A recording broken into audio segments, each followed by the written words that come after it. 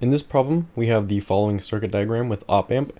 We're going to assume that the op-amp is ideal, and we need to find our I of L right here. What we're going to do, given a diagram that looks like this, is find the voltage flowing through our negative terminal, which is the inverted, and our positive terminal, which is the non-inverted.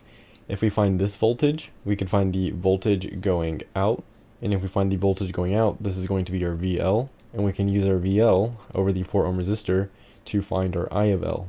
The reason that we can use both this and this terminal, or these nodes that correspond with our negative and positive terminal, is because this is a inverting amplifier circuit, meaning that the output that we were given has some voltage kind of kickback that goes all the way back into our op-amp. So our V of L is connected with the voltage, and we'll just call this voltage 1. And we know that voltage 1, or voltage N, since this is technically the negative, and voltage P, since this is the positive, we know that these are equal to each other. If they were connected directly to the ground, they'd be equal to 0. However, in this example, they are not. So we're going to do the kind of node voltage method to find them. When we look at this first, we're going to look at our V of N. And we know that our V of N is equal to our V of P. So I'm just going to say that this is equal to V of 1. So we're just going to use this. Now, looking at this, we are going to have a V of 1, because this is our node, the one that we're looking at. This is the voltage that we're looking at, minus the 5 volts over the 10 kilo ohm resistor, because we know that some voltage is going out this way over the 5 volts. Now we know some voltage is coming in this way through the VL, so what we're going to do is have a plus V1 minus VL, and this is all happening over this 5 kilo ohm resistor.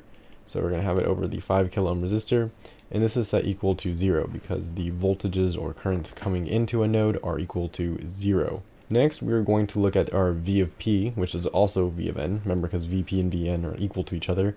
So when we do this, I'm going to look at this 3 volts first.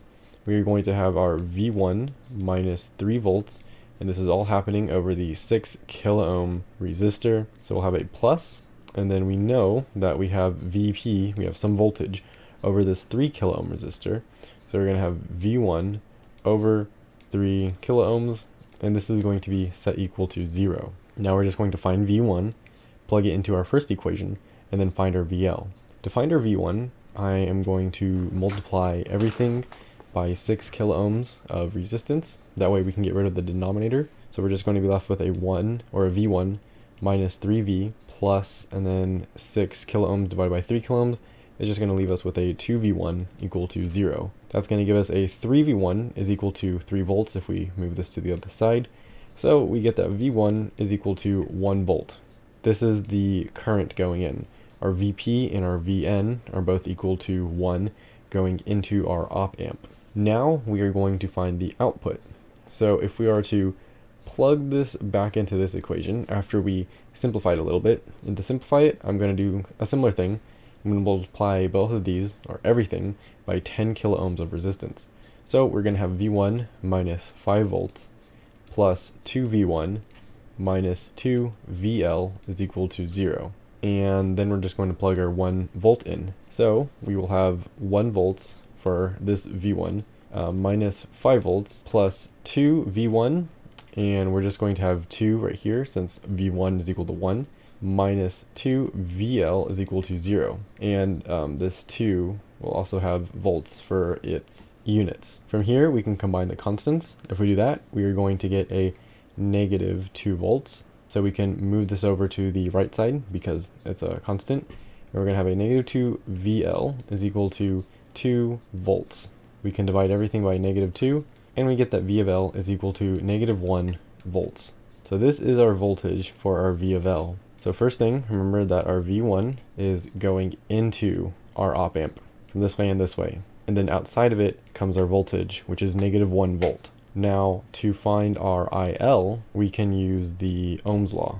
We know that current is equal to voltage over resistance, so we can plug in our voltage, which is negative 1 volt. We can plug in our resistance, which we know to be 4 kilo ohms at this spot, If we plug this into a calculator, we're going to have our 1 divided by 4, and then this is divided by 1000 because 1k is equal to 1000. And then if we move the decimal place over 1, 2, 3, 4, 5, we're going to get 25 times 10 to the 5th. So we can write this as I of L, and that should be a negative to the 5th. 25 times 10 to the negative 5th, and that's because it's coming from the negative side. Once we have this is going to be in amps. We want to change this to microamps, so we're going to multiply this by 1 micro over 10 to the negative 6th.